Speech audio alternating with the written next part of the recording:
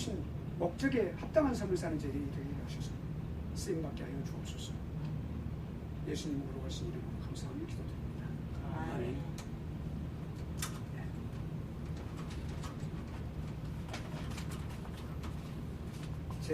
제가 오랜만에 배우니까 성함을 잊어버렸어요. 박미나. 맞죠? 네. 입에서 이렇게 나오는데, 그리고 유독 제가 또 기억력이 부족합니다. 이름 잘 잊어버려요. 뭐 예를 들어서 뭐 지난번에도 제가 사실은 정봉만 장로님 잊어버려가지고 박봉만 장로님을 속을 생각을 했었어요.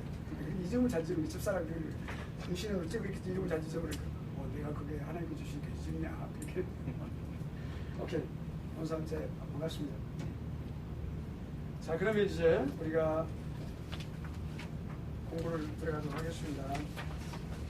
지난번에 제가 아주 작은 여러분에게 숙제하는 과제를 좀 드렸었어요. 답변 안 해주실 때고 그것은 괜찮습니다만, 예. 개혁신학이 어려움을 겪고 있다. 이렇게. 그래서 과연 무엇 때문에 어려움을 겪는 것인가? 여러분 그 교재를 좀 읽어보시라고 그랬죠? 예, 그 말씀을 드렸었어요. 이제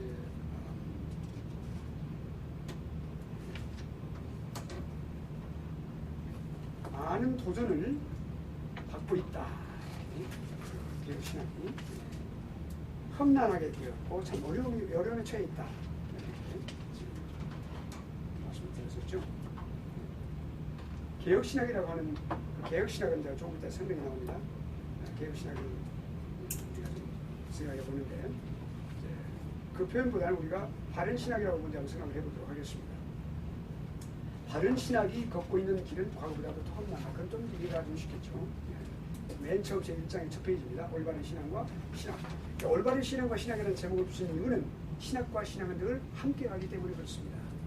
올바른 신앙은 올바른 신앙을 만들어내고 올바른 신앙은 곧 올바른 신앙을 다른 신앙을 인도해 나가는 것입니다.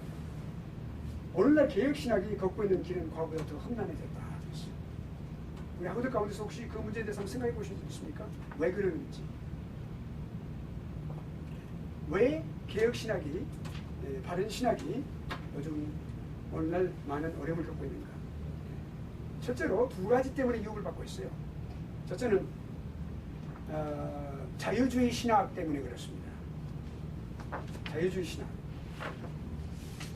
자유주의 신학이 굉장히 많은 세력을 계속해서 넓혀가고 있어요. 계속해서 넓혀가고 있어요. 인구가 증가하는 것만큼이나 넓혀가고 있죠.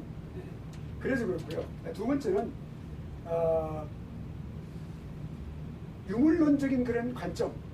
그러니까 유물론적인 어떤 사상, 이 사상의 모든 것들을 그 근원을 물질에다 두는 거죠. 근원을 물질에다 두는 거예요. 그 원인을 물질에다 두는 거예요. 그리고 물질에 의한 생각, 그리고 그 해석, 이 모든 것들을 그렇게 그 물질에 거기다 두고 모든 것을 해석하고 생각하는 그런 사상이 계속해서 이렇게 많아져 가고 있어요. 그러니까 우리가 갈수록 예수님께서 오시는 때가 가까울수록 세상은 점점 어떻게 된다요? 악해지고 혼돈 속에 들어가는 것이죠. 그런 과정 속에서 그 와중에 이 바른 신학이 많은 어려움을 겪고 있다는 겁니다. 또 그 다음에 이제 세 번째는 뭐냐면, 크게 두 번째로 본다면 우리가 개혁신학, 올바른 신학 안에서도 성경 해석의 차이가 있어요. 조금씩. 그러니까 성경 해석의 차이가 뭐냐면 첫째로 경험 위주의 성경을 해석하려고 하는 그런 사람들이 있죠. 또 이론 위주의 이렇게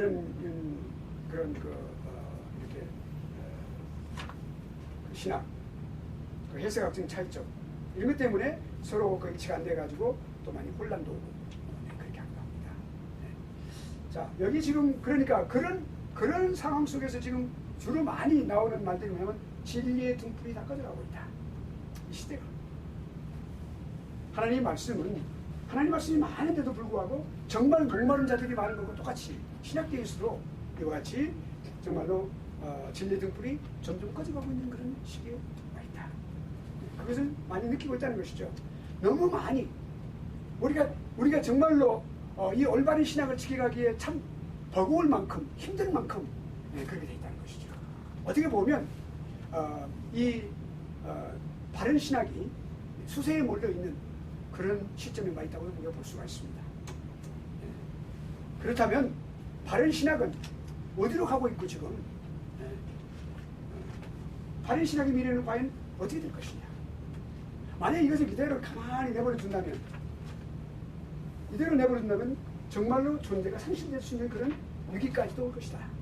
그런 위기론이 우리 안에 우리 마음속에 그것이 일어나고 있는 것을 우리가 알 수가 있어요. 특별히 신학을 깊이 연구하고 하고 있는 그런 신학자들이나 또는 교수들 입장에서 볼 때는 더 그렇다는 것이죠. 네. 그렇다면 이렇게 정말로 이렇게 어두운 그런 암울한 그런 시대에 와 있는데 그러나 우리가 한 가지 생각해 볼 필요가 있어요. 자, 그런 이런 상황 속에서 이 바른 신학이 만일에 하나님께서 이 마지막 시대에 남겨놓은 가장 한 그루 구루턱이라고 생각한다면 그것이 구루턱이라면 거기는 하나님의 희망이 있는 거예요. 아주 유일한 희망이 있는 거예요. 네. 자, 우리가 성경을 찾아볼까요? 이사야 6장 13절 한번 찾아봐요. 이사야서 6장 13절.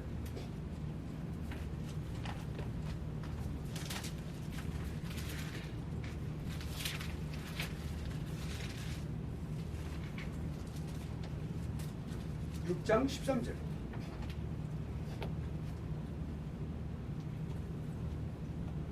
자, 여기 그 13절이 아니라 거기서 11절부터 읽으셔야 돼요. 그래야 이것을 조금 이해가 빠릅니다. 11절부터 13절까지. 이사야서 6장 11절부터 13절 누가 읽어보시겠어요? 내가 가로되 주여 어느 때까지가 대답하시되 성읍들은 황폐 거민이 없으며 가옥들에는 사람이 없고 이 토지가 전폐하게 되며 사람들이 여호와께 멀리 옮기고서 이 땅 가운데 패한 곳이 많을 때까지니라. 그 중에 10분의 1이 오히려 남아 있을지라도 이것도 삼킨받을 것이나 밤나무 상수리나무가 매임을 당하여도 그 그루터기에는 남아있는 것 같이 거룩한 씨가 이 땅에 그루터기니라. 아멘. 여기 6장의 말씀은요 매우 아주 중요한 순간에 주신 말씀이에요. 이 6장에서 무슨 일이 나면 우시아 왕이 죽었던 때인데 그 우시아 왕은 이스라엘 백성들의 희망이었어요. 아주 주치들과 같은 그런 중요한 왕이었어요. 그 왕이 죽었어요. 그때 이 이사야 선지자가 하나님 앞에 소명을 받는 그런 장면입니다. 성전에서 스랍들이 모셔졌고 그리고 6날개가 있고 둘러는 얼굴을 가리고 또 둘러는 발을 가리고 둘러는 날아다니는 거예요. 날개. 그래서 6날개가 있는데 그러면서 이 충만한 가운데 그 만군의 여호와의 영광이 거기에 충만한 그런 온 땅에 충만하다고 청하고 있을 때 그때 내가 망하였도다 이렇게 말했을 때 그 저는 숯불로 이렇게 입술 이렇게 지어주면서 그때 숯불을 갖다가 이렇게 가리고 나와서 입에 대면 보라 내 입에 닿았다 그랬어요. 내 죄악이 사해져라 그리고 내가 누구를 보낼 것이냐 누가 우리를 위해 갈 거라는 그런 말씀이 하나님의 음성에 들리는 거예요. 근데 내가 여기 있나이다 나를 보내소서. 이 놀라운 인생의 그 중요한 그 역전의 시기 그 순간 그 반전의 시간 그리고 놀라운 그 소명의 순간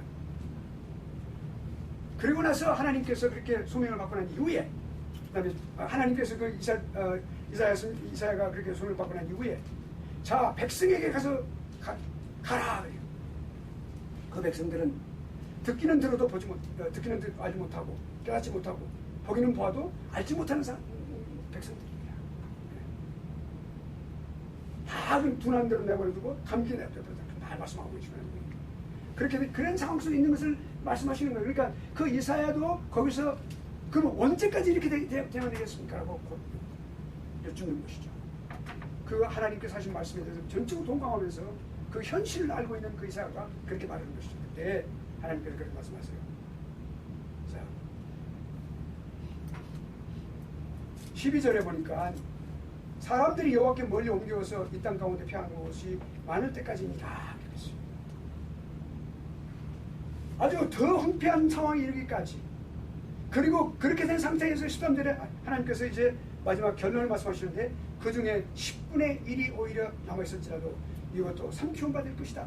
그러니까 아주 다 모두 다 삼키움 받는 그런 상황 속에 있는, 바로 그런 상황 속에 있을지라도 밤나무, 상수리나무, 배임을 당하여도 밤나무, 상수리나무는 아주 중요한 나무입니다. 그 아주 강한 그 나무인데 그 배임을 당하여도 그 구루터기는 남아있는 것 같이. 구루터기는 배에서 없어요. 아무것도 없어요. 다 평면에서 잘라졌어요. 뿌려서 나중에 아주 작은 이렇게 뭡니까? 5m 트는 것이죠.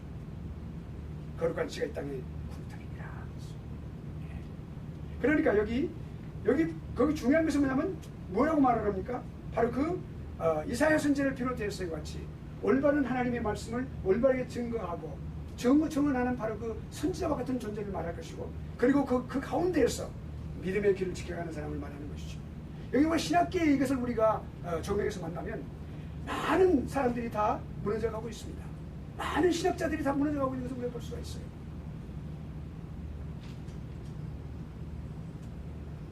정말로 마음속으로 이 신학은 이렇게 하면 안 되는데 라고 하는 것을 우리의 신학인의 입장에서 볼 때, 우리 입장에서 볼 때 그건 안 되는데 라고 하는 것을, 그런데 사람들이 넘어가고 있는 것을 볼 수가 있어요. 그건 분명히 그것은 잘못된 길인데, 멸망의 길인데 가고 있단 말이에요. 그런데 무엇이 있습니까? 우리 마음속에 내가 보호하고 지켜가고 있는 하나님 말씀을 중심으로 한, 하나님의 절대 주권을 중심으로 한 성경의 가장 근접한 바른 신학이 대안이 있다. 그것은 우리 마음속에 있는 그루터기예요. 그 그루터기가 있음으로 인하여 결코 우리는 죽지 않는다는 것이죠. 이 세상은 결국 그것으로 인하여 희망을 갖게 되고 소망을 갖게 되는 것이죠. 우리가 그걸 알아야 돼요. 우리가 저는 이 조직신학원이 공부를 여러분을 같이 공부하면서 절박한 심정을 여러분에게 지금 가르치고 있어요. 단순히 지식을 여러분에게 드리는 게 아니라 제가 부족한 사람이지만 인격을 여러분에게 드리고, 그리고 제 신앙을 여러분에게 드리고, 신앙을 여러분과 함께 나누고 있는 거예요. 그러니까 우리가 지금까지 제가 어떤 신학이 가장 정말로 성경적이고 분명히 놓쳐서는 안 될 신학이 무엇인가를 깨달은 한 사람이었기 때문에 여러분이 이렇게 아까 장로님 말했습니다. 열이 막 오기까지 오르는데도 그 열을 제가 이게 사귀면서도 지금 강의를 하는 것이죠. 성령 하나님은 우리에게 뜨거움을 주시는 분이세요. 그러니까 여기 뭡니까? 하나님께서 마지막 시대에 남겨놓으신 그루터기라면 희망이 있는 거예요. 그루터기 하나 있으니까 이거 희망이 있는 거죠. 웅터오는 봄이 있을 것이니까 거기서. 그래서 저 집에서 이렇게 그 페리오에다가 이렇게 화분을 다니는데 여름에 뜨거우니까 한 2주 안 되게 거의 다 막 잎사귀 내려서 죽더라고요. 이렇게. 그런데 사라져버렸어요. 그래서 물을 막 또 줬어요. 그런데 그 집에 이제 그 파피루스라는 그것이 쫙 올라오면서 막 그냥 눈이 보이게 올라오면서 막 푸는 거예요. 완전히 죽진 않은 거예요. 그리고 클로버 같은 것도 잡으면 보니까 뭐 올라와요. 나중에 보니까 이렇게 죽지 않았구나. 그렇게 희망이 있는 거예요. 우리의 바른 신학이 말이죠. 그런 존재가 되어 있는 거겠죠. 그러니까 개혁신학은 여기 보면은 영원 구원과 하나님의 주권적인 은혜와 권능을 강조하는 초자연적인 기독교 신학사상입니다. 개혁신학입니다. 이제 개혁신학 표현을 제가 쓰겠습니다. 바른 신학은 뭡니까? 영원 구원과 관계에서 반드시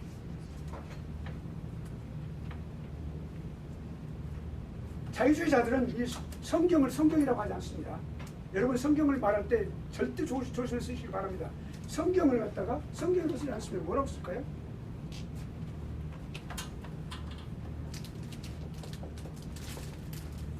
성사라고 쓰죠. 이것이 중요한 차이점이 뭐냐면 성사라고 했을 때 우리 인생에 아무런 작용하지 못하는 단순한 거룩한 글에 불과해요. 이제 우리가 이렇게 그냥 손발에 올려놓은 그런 책 한 권에 불과해요. 그러나 성경은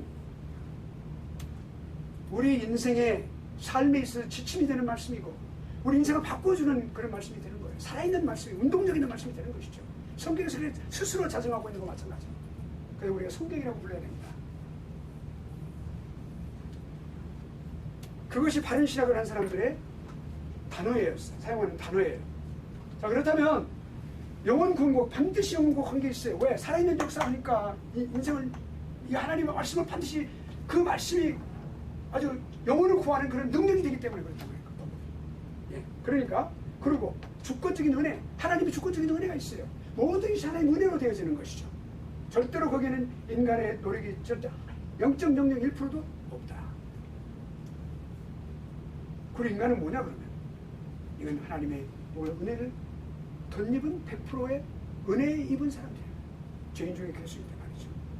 여러분이 신학은 그냥 문서로서 또는 이론으로서 신학이 아니라 우리 말씀과 늘 이렇게 관계가 돼 있어요. 그리고 하나님의 권능을 강조해요.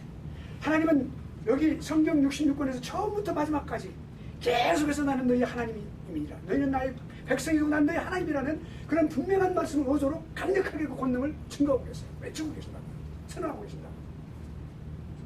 그러니까 바른 신학은 말이죠. 이 모든 것을 바탕으로 한, 그걸 목적으로 한 초자연적인 기독교 신학 사상이에요. 초자연적이라고 하면 자연적이라고 하는 것은 그냥 이렇게 계시도 없이 아무것도 없는 그런 자연인으로서 인간의 이성에 의해서 나온 그런 산물을 말하는 것이죠. 이건 인간의 이성으로서 나온 산물이 아니라고 하죠. 헬만 바빙크는 우리가 칼빈 이후에 종교개혁의 완성자로서 칼빈이 있어요. 그 칼빈주의 지금까지 3대 칼빈주의자로서 존재하고 있어요. 첫째는 아브라함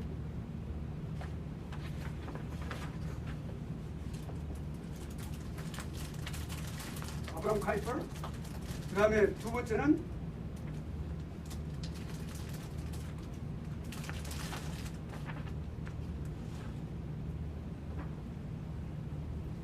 바빙크, 세 번째는 벤자민 워필드.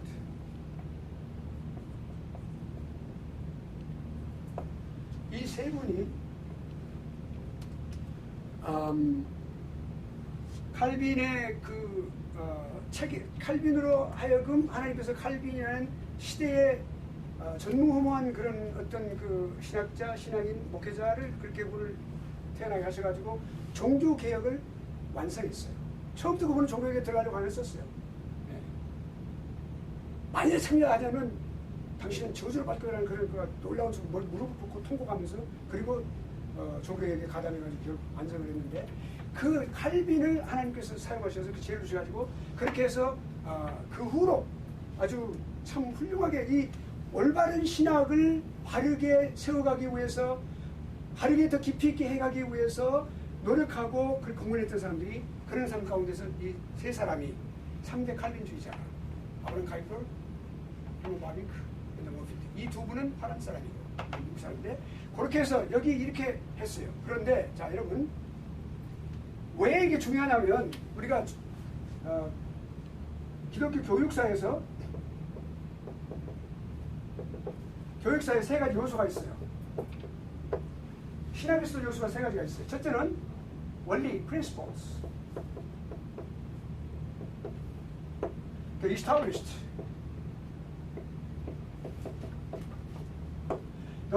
그러니까 원리가 이제 수립된 원리, 어떻게 원리가 수립됐는가? 기독교 교육에 관한 수립, 또 신학의 원리에 관한 수립된 거 어떻게 됐는가? 그 원리에 관해서. 두 번째는 development. 어떻게 발전되는가? 정말로 기독교 교육이 원리를 실제로 어떻게 그것이 발전되는가? 기독교 교육이. 그 신학도 어떻게 발전되는가? 똑같이 원리가 적용돼요. 다음 세 번째는 contributor.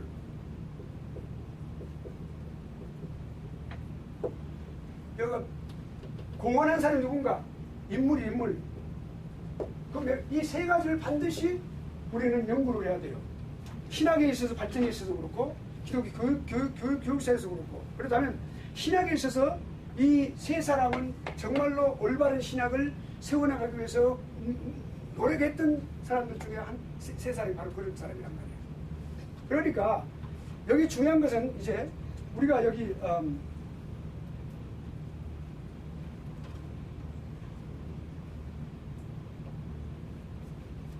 잘 보입니까? 이렇게 한번 보여요? 네, 잘 보이죠? 자, 그러면 그러니까 이 헬만 바빙크는 그 세 사람 가운데 한 사람인데 아주 정말로 많은 그런 신학을 세워가는 데 있어서 많은 일을 했던 이분은 바빙크는 신학자뿐만 아니라 교회 신학을 근데 이분은 원래 교육학자예요. 기독교 교육에 아주 굉장한 그런 광대한 그런 역할을 했던 사람이고 그 다음에 철학자예요.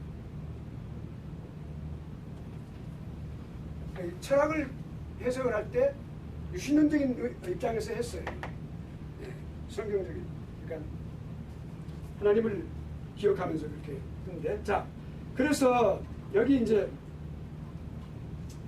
바빙크가 뭐라고 했냐면 이 신학 사상, 그러니까 개혁 신학 사상, 바른 신학 사상과 세계관이 그리스도께서 하늘나라로 간 이후로 지금까지 기독교 신학의 본질적인 요소가 되어 왔다 이렇게 표현을 했어요. 그러니까 그런데 이 신학 사상이 지금 많은 도전을 받고 어려움이 있다고 그랬죠. 뭐냐면 200년 동안 200년이면 약 1800년대부터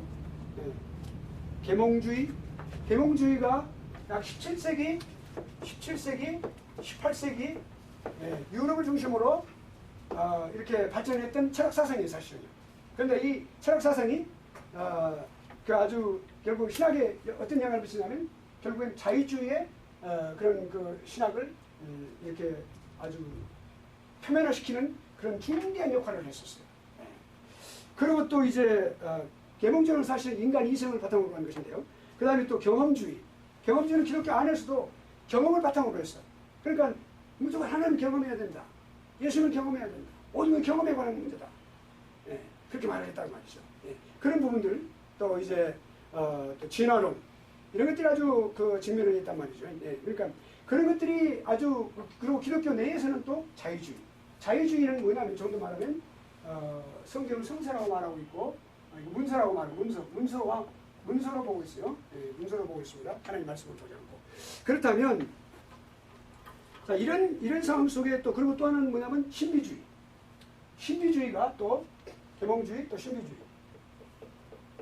예수 그리스도를 믿는 우리가 기독교는 신비입니다. 자체입니다. 사실 하나님의 모든 역사 자체가 신비한 것입니다. 그러나 신비주의를 우리가 주장해서는 안 되는 것이죠.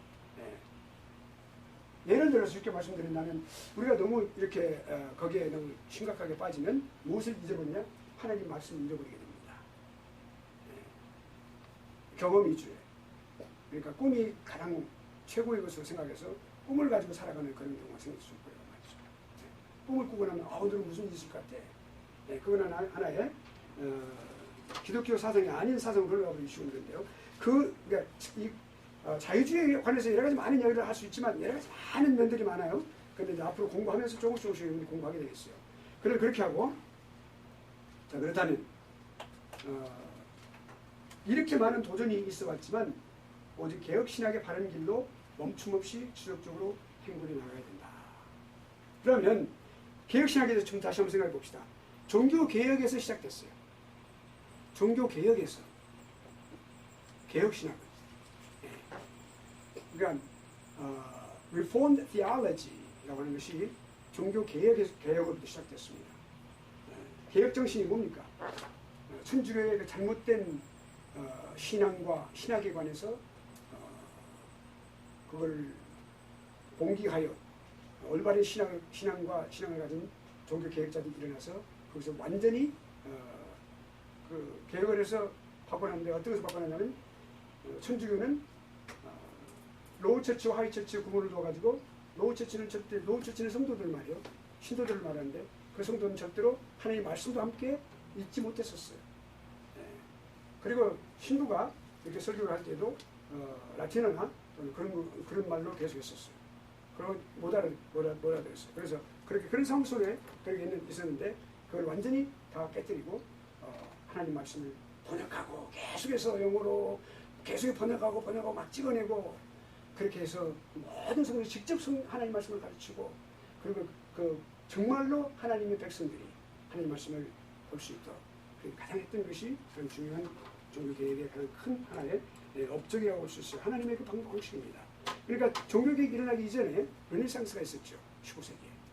그 계몽주의가 사실은 이제 그 후로 17세기에 나왔는데 16세기 종교개혁이 있었고 15세기에 그 인문주의, 그러니까 르네상스, 인간을 극대화시키는 것이었어요. 그러니까 15세기 동안에 인간이 완전히 인간의 그 모든 것이 존재가 전부 다 사라졌어요. 교권 때문에, 그 천주교 교권 때문에. 그런데 그거를 이제 하나님께서 그렇게 인간의 그 이성을 갖다 깨워서 그렇게 해가지고 한 1세기 동안 그렇게 해서 결국엔 그렇게 함으로써 하나님의 말씀을 그들이 받아들일 수 있도록 그렇게 하는 그런 길을 열어주셨죠. 자, 그러면 그렇게 해서 종교개혁은 개혁신학은 종교개혁에서 기록된 것인데 존 칼빈은 종교개혁의 신학을 구심점으로 삼아가지고 발전하고 있는 신학적 사상과 정신을 말하는 것이죠. 예. 오케이. 자, 그러면 개혁신학에는 두 가지 흐름이 있습니다. 파란 개혁신학과 그리고 영국과 미국의 장로교 계통의 그 개혁신학 그 두 가지가 있어요. 그러니까 전자는 파란 개혁교회를 중심으로 한 이제 그 개혁신학은 이제 그 The Canon of Dort, 도트 신경이라고 카논, C-A-N-O-N은 여러분 그때 정경이라고 말할 때 그 카논이라고 말 쓴다고 그랬죠. 예. 그러니까 카논이라고 말할 때는 하나의 목록, 가장 최후의 목록. 성경의 가장 최후의 목록이 뭐냐? 정경이거든. 그러니까 66권이요. 그러니까 그렇게 해서 대로서 말하고 그때 근데 그 카논이란 말이 신경이라고 말을 하게 돼요. 그래서 신경이라고 번역하는데 그 도트 신경 매우 중요하죠. 그 다음에 캐리키즘 오브 하이델베르크, 그 다음에 캐리키즘은 문답집입니다. 예. 카논이란 말은 하나의 룰러를 말하는 것이고 잣대. 그리고 이제 그 다음에 이제 그게 화란 개혁교에서 하고 있는 것이고 두 번째는 후자는 뭡니까? 영미 장로교의 웨스트민스터 신앙고백 1946년. 그리고 이제 또 대소요를 문답. 예, 표준을 삼고 그 모든 것이 다 어디서 나왔어요? 성경에서. 성경을 바탕으로 그것을 추천해서 그렇게 체계화시킨 것이죠. 그래서 이제 화란 계통의 개혁신학의 학자로서는 아브라함 카이프, 아까 율법반에서 율법한 죄송합니다. K-U-Y-P-R. 좀 항상 그렇게 쉬워요. 카이퍼. 그 다음에 그 화란어로 나오기 때문이에요. 그 다음에 헬먼 바딩크. 그렇죠? 그 다음에 이제 그 영미 학자로는 뭐 찰스 하즈라든지 A. 하즈라든지 B.P. 워필드라든지 크리스천 메이처라든지 학자들이 많습니다. 걸리스 반텔 박사라든지 여러 가지 다 많습니다. 근데 그런 학자들이 이렇게 다 있어요. 그런데 두 개 이렇게 흐름이 좀 서로 차이가 있고 또 특이성이 있어요. 뭐냐면 이제 전자는 이렇게 교리 중심으로 화란의 교리 중심으로 또 영미 청교도 개혁신학은 이제 경건주의가 이렇게 청교도인들은 이 경건주의를 많이 이렇게 거기에 많이 반영하려고 노력을 많이 했었어요. 그런 면을 갖고 있는데 그런데 이제 이렇게 우리 한국교회의 그 개혁신학은 이제 이렇게 화란 개혁신학에 그런데 경건의 차원을 가미해가지고 이렇게 영미의 청교도 개혁신학이 완성이 됐는데 그것을 많이 따라가고 있고요. 또 그렇게 하고 있죠. 그래서 그러나 이 두 흐름은 화란 개혁신학과 영미 개혁신학은 두 흐름은 이렇게 같이 상호 보완적인 관계에 있습니다. 한 가지 예로 제가 이제 말씀드리면 헬먼 바딩크가 또 B.B. 워필드, B.B. 워필드는 영미 개혁신학가고 그리고 헬먼 바딩크는 화란의 신학자인데 그래서 아주 가깝게 교제하고 서로 사랑하고 학문을 교류하고 서로 아주 그렇게 아주 연대하여 이렇게 하는 것을 우리가 볼 수가 있어요. 그래서 이렇게 흐름은 서로 이렇게 따로 분리되어진 상태에서 존재하는 것이 아니라 서로 이렇게 서로 상호 보완하는 그런 서로 배우고 서로 가르쳐주고 그런 바른 길을 걸어가는 그런 것이다. 그렇게 다 이제 결론을 오늘 이제 신학에 대해서 올바른 신학에 대해서 우리가 생각해 보도록 하겠습니다. 이 결론을 내리기 전에 개혁이라는 단어가 성경에 딱 한 번 나와요. 한번 우리 보도록 하죠. 개혁은 히브리서 9장 10절 말씀.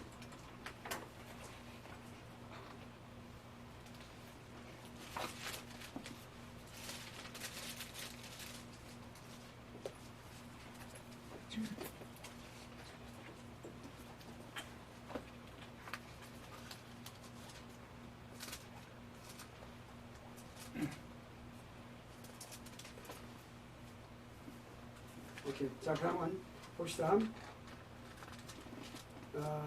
히브리서 9장 10절 누가 한번 읽어보시겠어요?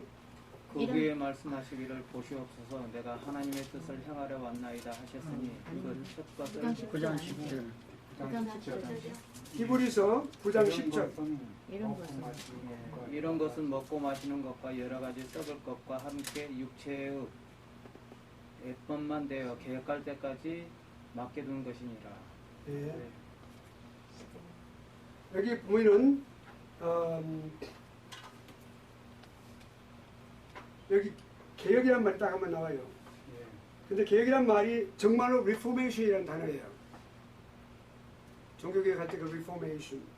그런데 여기 보면 히브리서 9장에서 10절 말씀을 우리가 이제 그 묵상해 보면은 잠시 우리가 생각해 보면, 그러니까 여기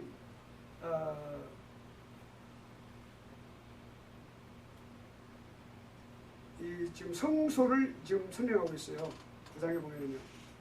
그러니까 땅의 성소와 하늘의 성소를 비교하면서 그 성소를 지금 설명하고 있는데, 땅에 있는 성소에서의 그 대제사장의 여러 가지 많은 일들, 이런 걸 보면서 7절에 보면은 이 모든 것을 우리가 제비하시니 6절에 보면 제사장들이 항상 첫 장막에 들어가 성전 일을 행하고 오직 둘째 장막은 대제사장 홀로 1년 1차씩 들어가되 피 없이는 아니하나니 이 피는 자기와 백성의 허물을 위하여 드리는 것이라 그랬어요. 그렇죠? 대제사장이 하는 일. 그 다음에 8절에 성령이 이로써 보이신 것은 첫 장막에 서 있을 동안에 성소에 들어가는 길이 아직 나타나지 아니한 것이라. 이 장막은 현재까지의 비유니 이에 의지하여 드리는 예물과 제사가 섬기는 자로 그 양심상으로 온전케 할 수 없나니.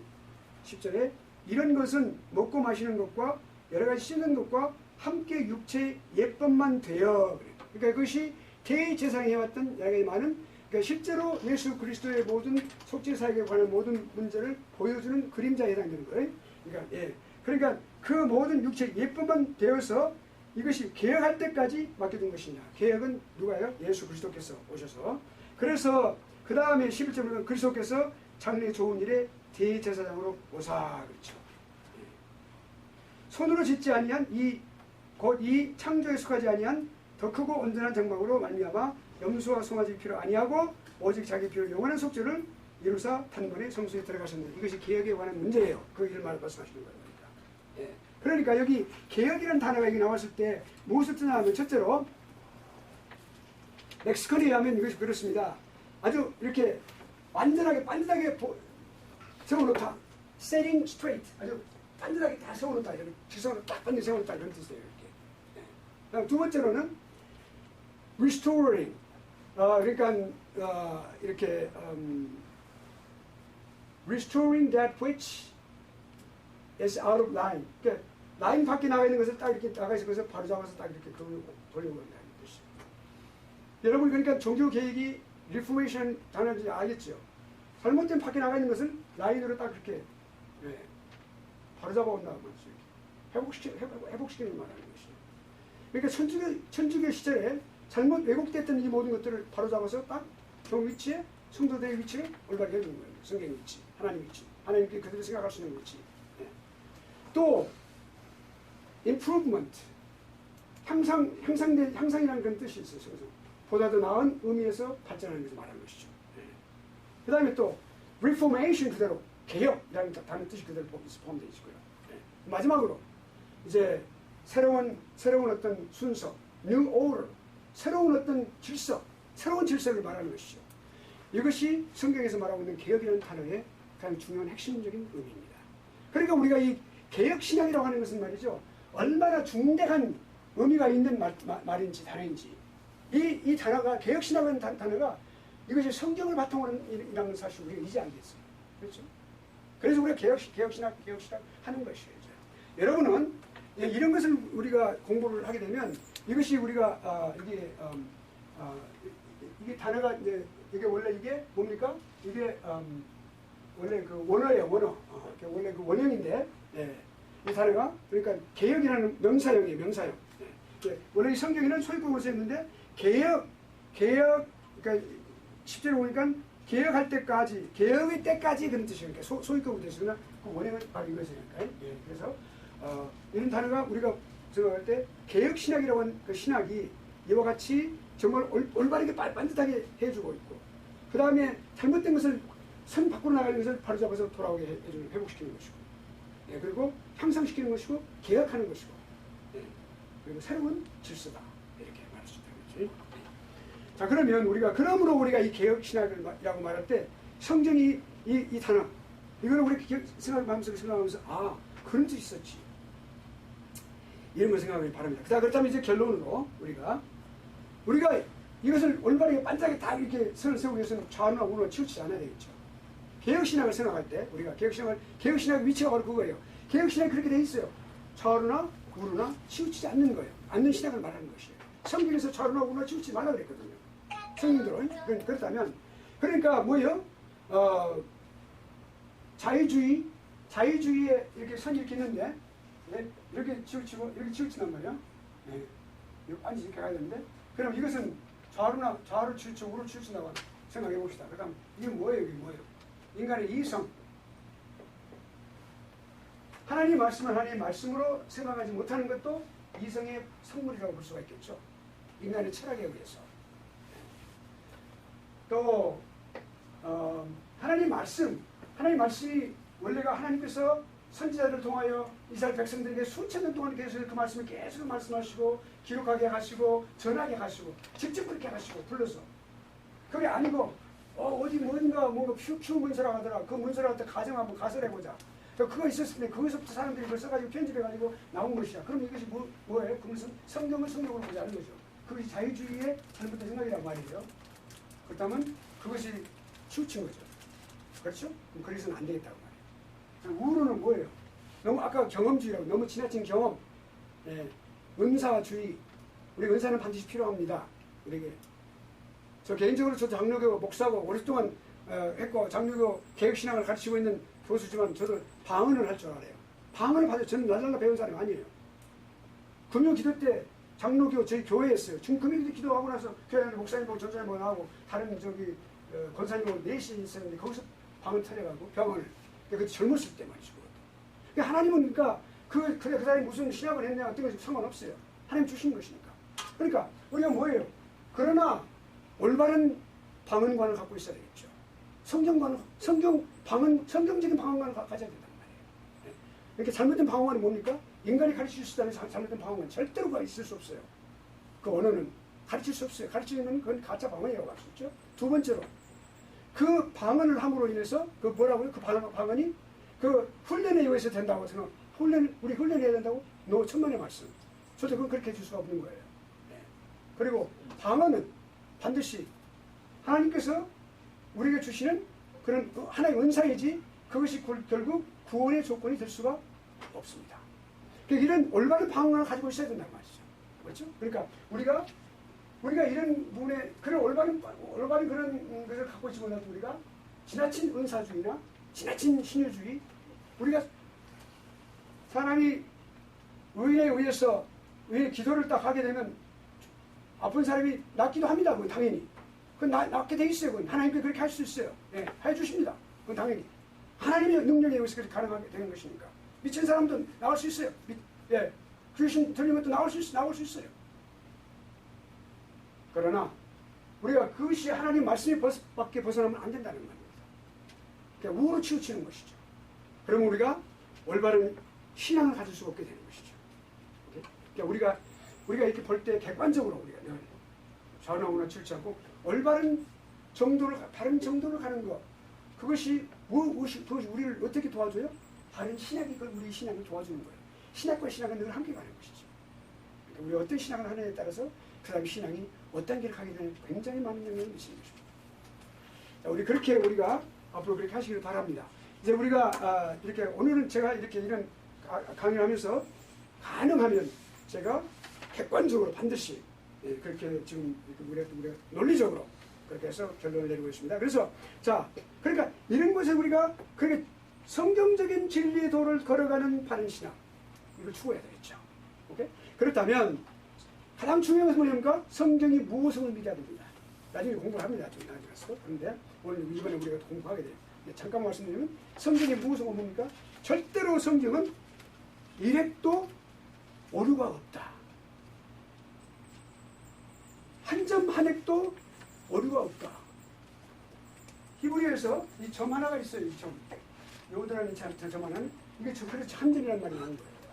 그 점 하나 잘못 찍은 오류로 해서 랍비가 그랬죠. 성경 필사자들한테 그렇게 말을 했어요. 성경 필사자들한테, 서기관들한테. 뭐라 그러냐면 너희들이 요도 하나를 잘못 찍으면 너희들 어떻게 보면 이 세상이 멸망한다 그랬어요. 사람들이 멸망을 인도하니까 조심해라고 막 소리를 쳤어요. 그만큼 중요한 거예요. 그러니까 1.1익이란 말이 바로 거기서 나온 말이에요. 한 점으로 딱 듣자. 그리고 우리가 이와 같이 성경은 1.1억도 하나도 오류가 없다 라고 해서 우리가 전제해야 된단 말이에요. presupposition. 전제해야 됩니다. 그러고 시작해야 되죠. 또 성경 공부도 시작하고. 이렇게 하고 그 다음에 또 뭡니까? 이 세상의 모든 것은 다 하나님께서 주관하고 계신다. 그러면 우리 인간이 생각할 때 뭐야? 그러면 우리는 뭐 생각할 수 있는 이성도 있고 우리 공부했잖아요. 뭐 우리가 또 경험도 있잖아요. 우리가 나 회사 사장도 되는데 왜 그걸 못하냐고 막 여러 가지 말이야. 나 군대에 있을 때 내가 장군 했었는데 말이지 스타였는데 별자리였는데 말이지 여러 가지 생각을 할 수 있겠어요. 근데 그것이 과연 무슨 의미가 있을까요? 하나님이 절대로 조건 앞에서 우리가 이제 얼마 전에 참 우리 사랑하는 우리 노예 우리 목사님 한 분 소천하셨습니다. 참 그 목사님 설교도 참 그 진리하시는 목사님 설교가 참 그랬어요. 허무하다. 허무한데 우리 생명을 우리 어느 한 머리카락 하나 우리 마음대로 할 수가 없다. 일생에 온 것도 그렇고 갈 때도 그렇고. 그렇다고 우리 삶도 그렇지 않느냐. 그렇죠. 살아가는 것도 우리가 우리 마음대로 할 수 없는 것이죠. 그렇죠. 네. 그러니까 그런 것을 하는 절대 주권을 우리가 믿고 바퀴가 있어요. 그 두 개. 그 성경의 모성과 하나님의 절대 주권. 그리고 성경의 그대로 잘 달려가야 돼요. 그럴 때 바른 신앙을 할 수가 있는 거예요.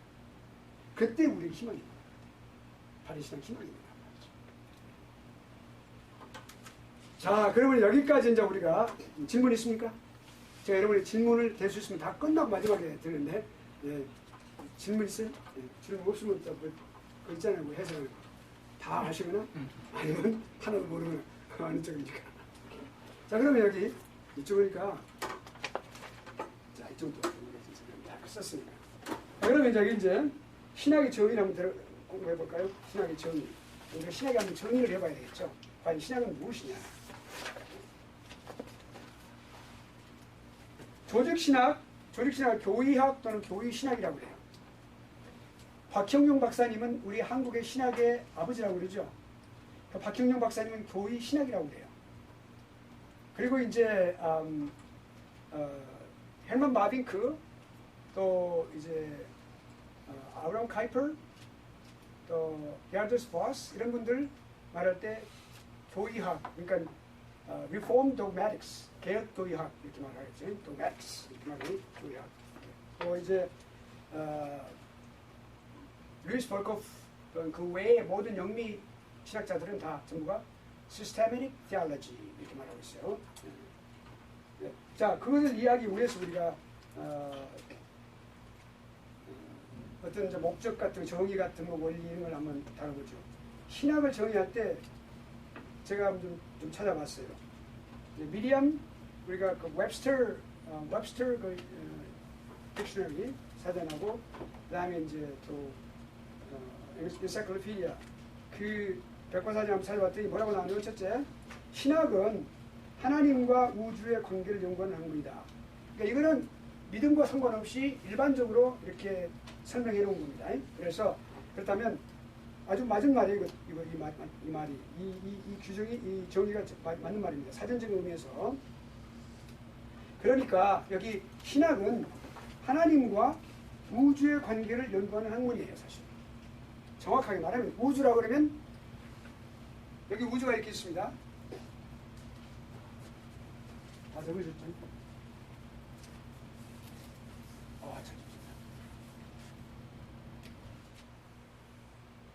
하나님이 여기 계신단 말이에요. 우주는 하나님의 발등상이라고 그랬어요. 하나님은 그러니까 우주 안에, 그러니까 첫째는 우리가 하나님께서 존재하시는 분은 이와 같이 존재하시는데 안에 우리 믿는 사람 안에 또 영으로 와 계시잖아요. 그러니까 편재하신다고, 편재. 다, 두고 다 계신다고 말이에요. 그런데 그렇게 계신 분이니까. 이 우주와의 관계가 있어요. 관계성. 그러니까 그거를 지금 이제 그것만이 아니고 다른 면도 있습니다. 근데 이렇게 궁극적으로는 우주와의 관계를 연구하는 학문이다. 예, 그러니까 아웃라인 전체적으로 어느 만큼은 이제 좋습니다. 그래서 그다음에 또 두 번째, 신학은 기독교 신학의 논제를 따라 조리 있게 기록하는 학문이다. 기독교 신학과 관계있단 말이죠. 예, 좀 더 구체적인 표현을 했어요. 신학을 내면 하나님 학문이라고 그러죠. 그 다음에 찰스 하즈는 뭐라고 했냐면 신학은 어원적인 의미에서 dogmatics, theology, theology, 그러니까 로기아, 그러니까 신학은 어원적인 의미에서 하나님에 관한 논증이다. theology 그러면 logia. 그러니까 여기 보니까 뭡니까? 하나님께 관한 논증, 그리고 종교적이며 초자연적인 과학이다 이렇게 말을 했어요. 과학이라고 표현을 했어요. 철사지가. 그래, 이것은 초자연적인 과학이라고 그랬어요. 이게 중요한 요점이 있습니다. 아릭슨이라는 불신학자는 뭐라고 하냐면 신학은 인간의 생명과 관련되어 있으며 좀 더 구체적으로 지금 하고 계속 점점 더 구체적으로 들어가고 있어요. 기본적으로 성경에 근거하여 기독교 신앙의 교리를 모순됨이 없도록 기록하는 학문이다. 아주 구체적으로 잘 표현을 했어요. 그러니까 신학은 인간의 생명과 관계되는 것이다. 인간의 생명과 관계되어 있지 않은 것은 없어요. 다. 그렇죠? 그 다음에 기본적으로 성경에 근거하는 것이다. 그리고 기독교 신앙의 교리는 가르침. 그 가르치는 도리를 모순됨이 없이, 모순됨이 없다는 말은 뭐냐면 좀 더 객관적인 의미에서 말입니다. 그러니까 그 에러가 없이 기록하는 학문이다. 그다음에 또 이제 또 이게 벌코프는 더 이제 이 벌코프는 아주 모든 그 데피니션을 할 때 아주 명료하기로 유명한 분이 학자예요. 이분은 신학은 말씀으로 자신을 계시하시는 하나님과, 여기 말씀으로 자신을 계시한다고 그랬어요. 계시론이 여기 들어가 있어요. 계시에 관한 개념이 들어가 있어요. 그의 계시에 의한 절대적인 진리를 이루는 학문이다. 아니 골수를, 그러니까 전국을 찔러서 표현을 했어요. 그럼 사실은 이게 하나님 자신을 계시한 하나님과 그의 계시에 의한 절대적인 진리. 그러니까 좀 더 아주 구체적이고 전국을 찔러는 그런 표현으로 그렇게 했어요. 그러니까 그 계시에 의한, 하나님 말씀에 의한, 자기 자신을 보여주신 그것에 의한 절대적인 진리. 다시 말하면 절대적인 진리라는 뭐냐면 절대 변동이 없는, 가변성이 아닌 진리를 이루는 학문이다 그랬어요. 그 다음에 이제 디슨, 이분도 조직신학자예요. 그런데 신학은 the오, 하나님, 그 다음에 logos, 그 word, 말씀이죠. 그래서 유래했다 이렇게 말을 하고 있고, 그 표현을 그렇게 유래하는 것을 말고 하나님 자신과 독생자 그리스도와 우주와의 관계를 다루는 학문이다 이렇게 말했어요. 자, 일단 이 모든 것은 다 어떻게 보면 다 표현을 할 수 있지만 이 어느 한 면을 강조해서 표현을 했기 때문에 다 종합해서 본다면 이렇게 말할 수 있어요. 자, 신학은 하나님과 우주의 관계예요. 첫째로 하나님과 우주의 관계를 연구하는 학문이에요. 그러니까 그러려면 하나님과 우주의 관계를 연구하려면 하나님 자신을 공부해야 되겠죠. 연구해야 되겠죠. 그렇죠?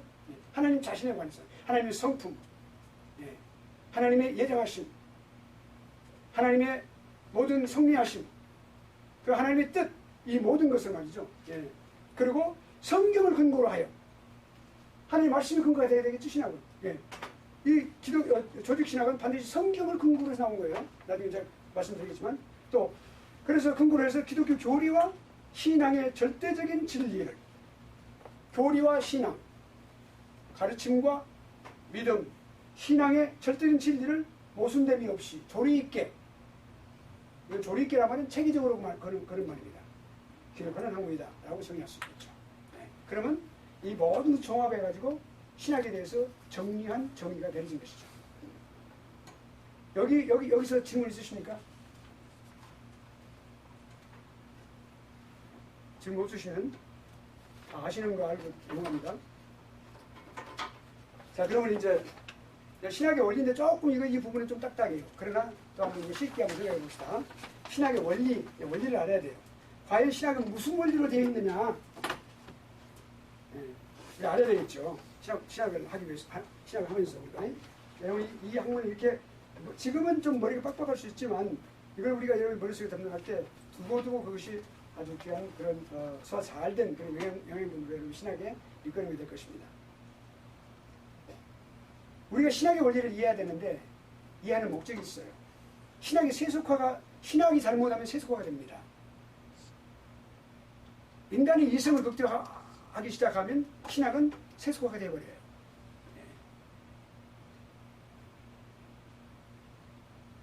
세속화라고 하는 것은 뭐냐면 거룩한 하나님의 관계와의 그 관계성에 대해서 많이 사라져버려요. 그걸 주장하거나 또는 설명하지 못해요. 인간의 생각. 그러니까 아주 그것이 신학이 세속화되면 어떻게 되냐면 아주 저급한 인간론에 머물러 버려요. 인간론으로 끝나버리는 거예요. 그 이유를 나중에 말씀드리겠습니다. 자, 그러니까 그 세속화를 방지하는 것이고, 그 다음에 신학은 아주 존귀한 학문입니다. 가장 존귀한 학문이에요. 바빙크는 신학을 모든 학문의 여왕이라고 그랬어요. 그만큼 존귀하게, 왜 그런지 나중에 말씀드릴게요. 가장 존귀한 학문이 신학이에요. 하나님의 학문이라고 그래요. 다른 말로 표현하면. 하나님을 연구하는, 하나님이 대상이고 하나님이 주체가 되는 것입니다. 그 학문의 주체는 하나님이에요. 그 학문의 대상은 하나님이에요. 그리고 하나님의 입장이, 하나님과 관계, 인간의 관계, 우주의 관계. 그러니까 학문성을 보호하는 거예요. 세속화가 되면 학문성도 사라져요. 그 다음에 올바른 적용. 이 부분이 매우 중요합니다. 올바른 적용. 신학을요. 그냥 아까 이게 성서라고 하는 것 같이 그런 개념을 생각하고 한다면 이 신학은 그냥 단순한 학문으로 멈추면 사변적인 학문으로 머물면 안 됩니다. 물론 조직신학뿐만 아니에요. 이것은 지금 제가 말씀드린 것은 일반적인 모든 신학을 말하는 것입니다. 신학은 반드시 적용과 관계되어 있어요. 그 신학이 내가 조직신학을 한다. 그러면 하나님에 대해서, 하나님의 성품에 대해서. 오케이, 하나님의 성품이 이렇구나. 인간이 공유할 수 있는 속성이 있고 그렇지 않은 속성이 있다. 오, 그렇구나. 그런 속성들이 많이 있는데 그럼 그렇구나. 오케이, I see. 그러면 됩니까? 그 속성을 우리가 알았을 때, 내가 그 하나님의 속성을 알았을 때 나는 그 하나님 앞에서 어떠한 자세로 살아가야 됩니다. 내 사역에 이 신학을 어떻게 적용해야 됩니다. 여기까지 갈 수 있어야 됩니다. 그래서 내가 여러분에게 과제물을 낼 때, 그 텅페이퍼를 쓸 때 신학의 성경 영감에 관해서 쓰라고 그랬죠. 성경의 영감성과 완전성이 되었어요. 그럼 그거 다 여러분 다 한문으로 다 쓸 수 있어요. 다 쓰죠. 그 다음에 과연 성경이 이렇게 완전하고 성경이 하나님의 성령으로 이렇게 감동으로 기록된 책이라면 나는 내 삶에서는 내가 성경을 어떻게 돼야 되겠는가? 그렇죠? 그거 적용입니다. 내 사역에는 이 성경을 어떻게, 내가 이 성경을 어떻게 간주하고 어떻게 생각하고 내가 사역을 해야 되겠는가? 그거 떠오르지 않겠어요? 그거 결심이 생기지 않겠어요? 그거 적용입니다. 그리고 매일매일 이 성경이 나에게 어떤 영향을 미치겠는가? 내 삶을 어떻게 주관하고 있는가? 나는 어떻게 이 말씀을 어떻게 관계를 맺고 살아가야 되겠는가? 그것이 우리의 적용이 되는 거예요. 여러분 교회에서 적용 많이 배울 수 있을 거예요. 네. 적용은 여러분의 성경 묵상에서 하는 거죠. 적용은 세 가지가 있어요. 3P예요. personal. 개인적이에요. 두 번째 P가 practical. 적용의 이 지금 요소예요. 세 번째 present.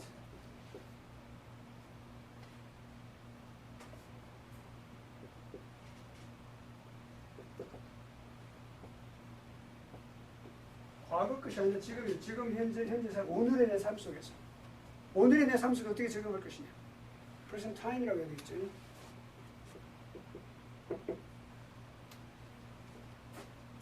그러니까 내 현재 삶 속에서 내가 어떻게 적용할 것이냐. 이것이 적용. 그러니까 그것이 올바른 적용을 위해서 반드시 신학의 원리를 알아야 돼요. 그러면 헤르만 바빙크가 29살에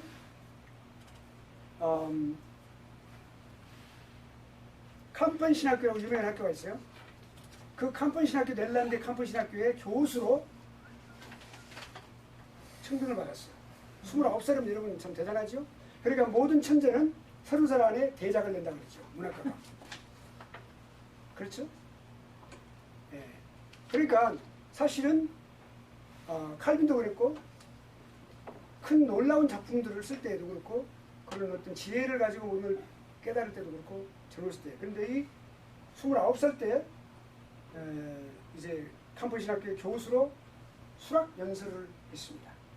그 취임 연설이죠. 수학 연설을 할 때 그때 이 학문의 신학의 그 원리에 관해서 이제 그 강의를 연설을 했는데 그때 그 이제 몇 년 전에 네덜란드에서 어떤 법이 이렇게 통과가 됐냐면 사실 네덜란드가 그 아주 교회의 신앙과 신학의 아주 성경적인 그런 신앙과 신학으로 유명한 나라였었어요. 그런데 그 나라가 이제 세속화되면서 교육부에서 어떻게 그 결정을 했냐면 일반 대학, 국립대학교는 종교학 같은 거, 종교 철학 이런 또는 역사학 이런 것들 전부가 국립대학교를 다 취득시킨다. 원래 신학에서 다 다루었던 거예요. 그리고 신학교는 그냥 신학의 교리와 그 적용에 관한 것만 실천에 관한 것만 가르쳐라. 네, 그렇게 해버렸어요. 이렇게 이원화시켜버렸어요. 그러니까 어떤 결과가 나오냐면 신학교가 완전히 갖고 있는 모든 그 의무를 다 상실하게 됐어요.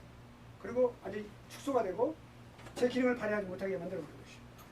그러니까 그렇게 되니까 네덜란드가 아주 그 신학적인 위기에 봉착했을 때 이 바빙크가 신학의 존귀함, 신학의 고귀성에 대해서 거기서 아주 열변을 토하고 열광을 했어요. 네, 아주 그렇게 하고 거기서 강조를 했어요. 그러니까 정말하자면 절대로 이렇게 분리시키는 것은 안 된다. 지금 미국도 그렇게 분리가 되어버렸어요. 그래서 일반 대학에서 신학과라는 게 다 사라지고 신학대학에서 사라지고 종교학과로 다 이렇게 전락해버렸어요. 네, 종교학을 가르치고 있고. 그러니까 그런 상황이 되었는데 이제 그렇게 됐을 때 바빙크가 뭐라고 했냐면 이렇게 됐을 때 이 네덜란드의 모든 신학이 가르치는 신학은 아주 아주 그 값싼 그런 인간으로 전락해버리고 말 것이다. 이렇게 이제 그렇게 지적을 했어요. 그러니까 그리스도를 믿는 사람은 참 고유한 언어를 가지고 있고 그 고유한 학문을 갖는 것이다. 신앙을 갖는 것이다. 이렇게 교회는 갖는 것이다. 이렇게 말을 했는데 그래서 그 신학이 독립적이어야 된다. 이렇게 거룩해야 된다. 이렇게 말을 했어요. 그렇게 말을 하고 나서 여기 이제 신학의 원리를 인식의 원리, 본질적 원리, 이성적 원리 이렇게 이제 그 헤르만 바빙크가 아주 그 유명한 그 신학의 그 원리에 대해서 그 연설 속에서 그렇게 아주 조리 있게 분명하게 논리적으로 그렇게 해서 신학의 원리를 설명을 했습니다. 오늘 여기까지 이제 공부를 하고 이 내용은 중요한 내용이니까 여러분 한번 읽어보시고 다음 주에 공부를 하도록 하겠습니다. 여기까지 혹시 질문 있으십니까? 집에 빨리 가고 싶어요? 아무쪼록 이제 결론으로 오늘 말씀을 드린다면 우리가 개혁 신학은 우리가 이제 전반적인 것을 다 이렇게 다 종합해서 생각해 볼 때 개혁 신학은 바른 신학이라고 하는 사실을 우리가 인정하게 되었습니다. 우리가 이걸 분명히 처음부터 그냥 무조건 개혁 신학이라는 것이 아니라 왜 개혁 신학이 그것이 바른 신학인지를 우리가 알게 됐단 말이죠. 개혁 신학이 추구하는 것은 하나님의 주권, 하나님께서 모든 것을 주관하시고 은혜를 베푸신다. 모든 것은 하나님의 계획과 예정에 의해서 이루어진 것이다. 라고 해서 믿는 신학이고 추구하는 학문이고, 두 번째로 성경은 절대로 오류가 없고 우리의 모든 삶의 지침이 되는 그런 말씀이다. 하나님의 말씀이다. 두 가지를 추구하고 나서는 그런 두 축을 가지고 있는 신학의 사실을 알게 되었습니다. 우리가 이제 신학을 견지하고 또는 우리가 신앙을 견지할 때 좌우나 우로나 이성적인 면에 또는 너무 신비주의적인 면에 우리가 치우치지 아니하고 하나님 말씀에 국각하여 개혁이라는 단어가 말하듯이 잘못된 것을 바로잡아서 직선으로 만들어주는 것과 마찬가지로 새로운 질서 그리고 선 밖에 나가는 것을 회복시키는 그런 팩터로서 신학으로서 우리가 이제 지향해야 될 신학이라는 사실을 알게 되었습니다. 우리 학우들 이런 신학에 대해서 개념을 알게 되셨으니까 이제 내가 이런 신학에 대해서 깊이 잘 공부해야 되겠다는 그런 각오를 가지고 하시길 바라겠습니다.